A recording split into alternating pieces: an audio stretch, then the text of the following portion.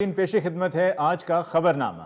खवातीनो हजरात 0092 news James bond अपनी खबर सुनाने से पहले आपको चंद इंफॉर्मेशन की याददाश्त दिलाना चाह रहा है। वाह नाज़रीन, जो लोग गांव में रहते हैं वो तो अब भी जानते हैं, और जो शहरों में आ चुके हैं उनको शायद उनके बुजुर्गों ने बताया हो कि गांव के अंदर या जहां पे आबादी जंगलों के करीब होती थी वहां पे लोग जानवरों से महफूज रहने के लिए क्या क्या हरबे इस्तेमाल करते थे।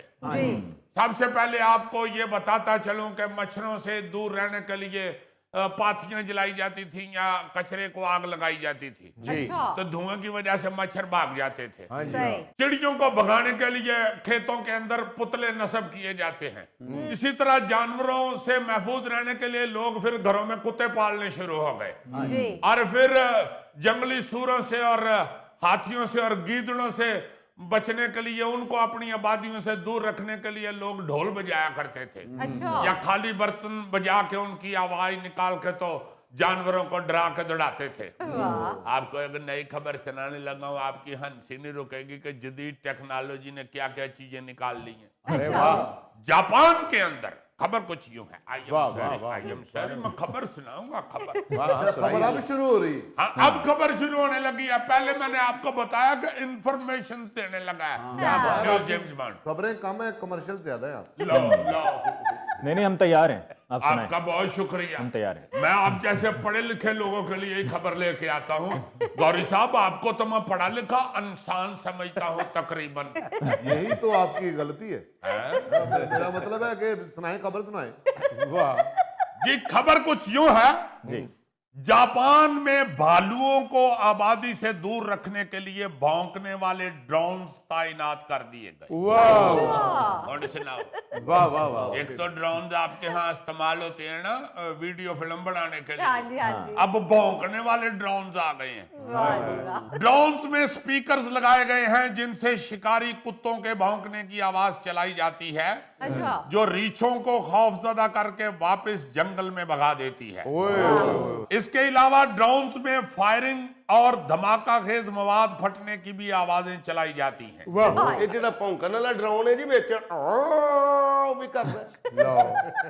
देखो ना, करोड़े या पेंडू है ना, और क्या डिटेल में जा रहे हैं। देखो तब भी करता है, हद हो गई है। वो जब औ करता है तो वो और आवाज होती है, वो कोई भौंकने वाली आवाज नहीं होती। आप देखे कि भौंकने वाले ड्रोन्स बना दिए।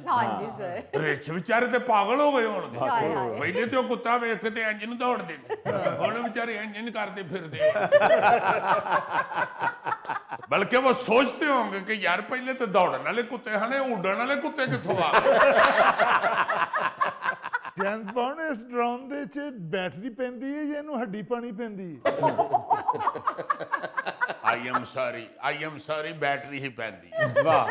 उसको ये खुशी हुई है कि शायद हड्डी पानी पैंदी है तो उतो बोटी मैनू देंगे कि लोग होगा जी बोटी खा लेवो ते हड्डी उरे फड़ा दियो ड्रोन च पानी। तो जेम्स बॉन्ड, ये जो भौंकने वाले ड्रोन है, अगर गेंद फेंके तो ये उठा के वापस लाएंगे? यार कुछ खुदा का खौफ खाओ, इस ड्रोन की आवाज कुत्ते वाली है, वैसे ये कुत्ता तबीयत का नहीं है। आप ये जरा देखे कि रीछों को इन ड्रोन्स ने जहां हमला करने से बाज रखना है, वहां शदीद कंफ्यूज भी कर देना कि आखिर ये कौन से कुत्ते आ गए, ये उतों दी पे ने सानू आके। यानी ड्रोन्स टेक्नोलॉजी का इस्तेमाल वहां शुरू हो गया जहां कभी हमारे वहमो गुमान में भी नहीं था। आप देखें जरा कि रीछ के हमलों से बचाव के लिए ड्रोन इस्तेमाल किया जाए।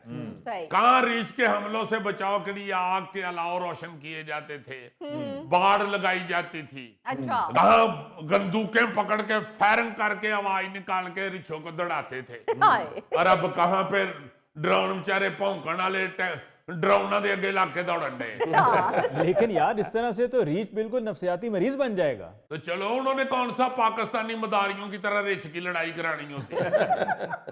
उनको आगे नुकसान पहुंचाते हैं तो फिर उन्होंने उनको दौड़ाना तो है ना किसी तरीके से। अब उनका ये धंधा नहीं है वो डुगडुगी बजा के या बीन बजा के तो रीछ का डांस कराना। जी। वो तो रीछ आके उनको नुकसान पहुंचाते हैं और जापान में बहुत रीछ हो चुका है। अच्छा। हाँ जी, जहाँ पे जापान गाड़ियों की तरफ से मशहूर था ना जी, हाँ जी, हाँ जी। या स्त्रियों की तरफ से मशहूर था, जी। अब जापान रीछों की तरफ से भी मशहूर हो गया। वैसे भी अली साहब, रीछ अगर नफ्सियाती मरीज हो भी जाए तो क्या हुआ, वो कौन सा रेलवे में लगा हुआ? हाँ, जापान में तो आजकल रीछों का इस कदर खौफ है कि एक गोल्फ कोर्स जो ग्राउंड होती है गोल्फ खेलने वाली, हाँ जी, हाँ जी। उसमें रीछ घुसने के बाद पूरा टूर्नामेंट मंसूख करना पड़ गया है। ये जापान के सेंडाई क्लासिक गोल्फ क्लब का वाकया है, अच्छा। जहां रीछ ने घुसकर पूरा टूर्नामेंट मंसूख कर दिया। कमेंटेटर को यह कहना पड़ गया कि ना यरीन, क्योंकि यहाँ पे अंकल रीछ आ चुके हैं। और आपको पता है कि अंकल रीछ के साथ हमारी लगती पबती है। वो किसी की नहीं सुनते, क्योंकि हमने उनको कभी अपनी सुनाई नहीं है। और वैसे भी जितने उनके बाल बढ़ गए हुए हैं उनकी मत मारी गई हुई है। इसलिए हम अंकल रीछ के आने की वजह से ये